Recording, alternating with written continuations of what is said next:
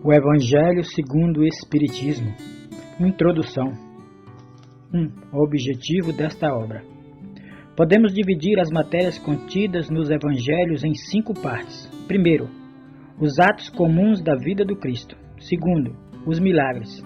Terceiro, as profecias. Quarto, as palavras que serviram para o restabelecimento dos dogmas da Igreja. Quinto, o ensino moral. Se as 4 primeiras partes têm sido objeto de discussões, a última permanece inatacável. Diante desse código divino, a própria incredulidade se curva. É o terreno em que todos os cultos podem encontrar-se, a bandeira sobre a qual todos podem abrigar-se, por mais diferentes que sejam as suas crenças, porque nunca foi objeto de disputas religiosas, sempre e por toda parte provocadas pelos dogmas. Se o discutissem, as seitas teriam, aliás, encontrado nele a sua própria condenação, porque a maioria delas se apegaram mais à parte mística do que à parte moral, que exige a reforma de cada um. Para os homens, em particular, é uma regra de conduta que abrange todas as circunstâncias da vida privada e pública. O princípio de todas as relações sociais fundadas na mais rigorosa justiça. É, por fim, e acima de tudo, o caminho infalível da felicidade a conquistar. Uma ponta do véu erguida sobre a vida futura. É essa parte que constitui o objeto exclusivo desta obra. Todo o mundo admira a moral evangélica, todos proclamam a sua sublimidade e a sua necessidade, mas muitos os fazem confiando naquilo que ouviram, ou apoiados em algumas máximas que se tornaram proverbiais, pois poucos a conhecem a fundo, e menos ainda a compreendem e sabem tirar-lhe as consequências.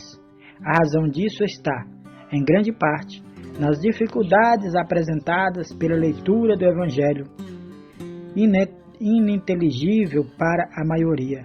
A forma alegórica e misticismo intencional da linguagem fazem que a maioria o leiam por desencargo de consciência e por obrigação, como leem as preces sem as compreender, o que vale dizer sem proveito.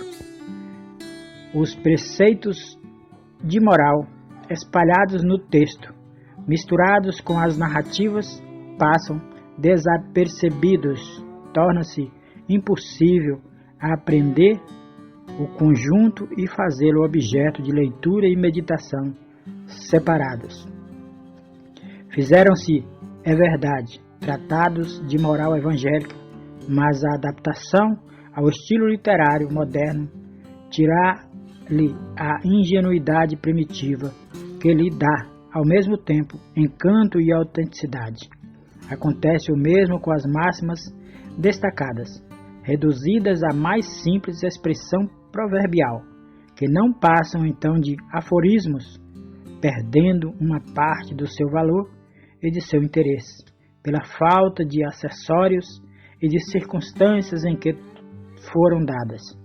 Para evitar esses inconvenientes, reunimos nessa obra os trechos que podem constituir, propriamente falando, um código de moral universal, sem distinção de cultos.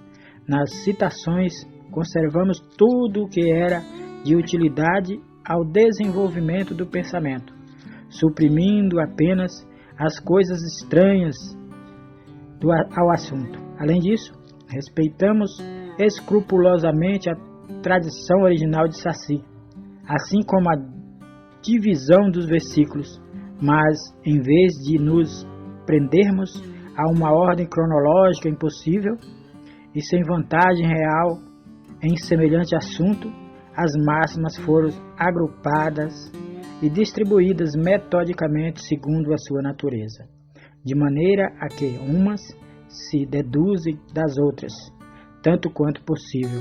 A indicação dos números de ordem dos capítulos e dos versículos permite recorrer à classificação comum, caso se julgue conveniente.